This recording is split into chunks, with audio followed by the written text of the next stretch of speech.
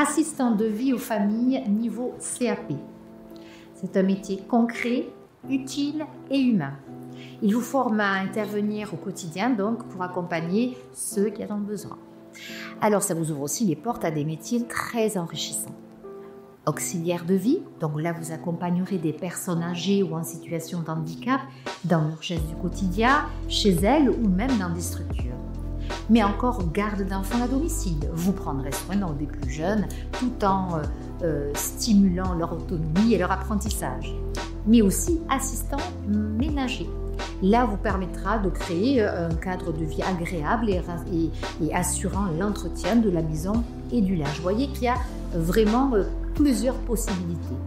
Et vous allez aussi bien exercer chez les particuliers que dans des structures spécialisées. Grâce à cette formation, donc, vous développerez des compétences concrètes. Donc la formation qui vous amène donc à ce titre professionnel se partage en 3 grands domaines, 3 grands types d'activités. C'est entretenir le logement, le linge d'un particulier, accompagner la personne dans ses activités essentielles du quotidien et dans ses projets. Et le 3e activité type, c'est assurer le relais du parent dans la garde de l'enfant à domicile. Voilà. Donc sur ces 3-là, vous avez bien compris que l'entretien au logement du linge, on vérifie le savoir-faire pour garantir la qualité, le confort, etc. Et ensuite, l'accompagnement des personnes en situation de handicap, là c'est vraiment une nouveauté intégrée qui inclut vraiment l'adaptation des spécifiques qui sont plutôt spécifiques. Et la garde d'enfants, évidemment, il faut une attention particulière aux enfants en situation de handicap parfois.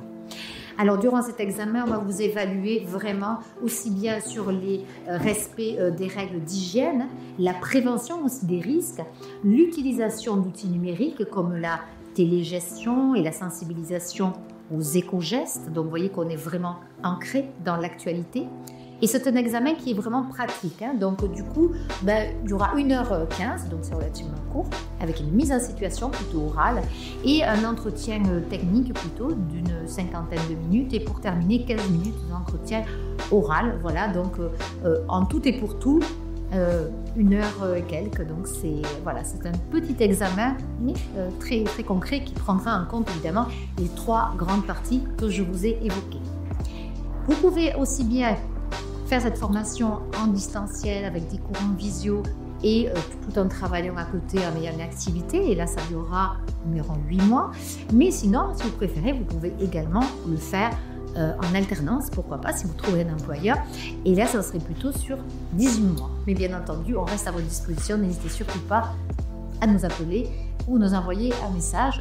Tout le reste du programme en détail, vous le retrouverez dans le référentiel qui se trouve dans le programme sur notre site internet.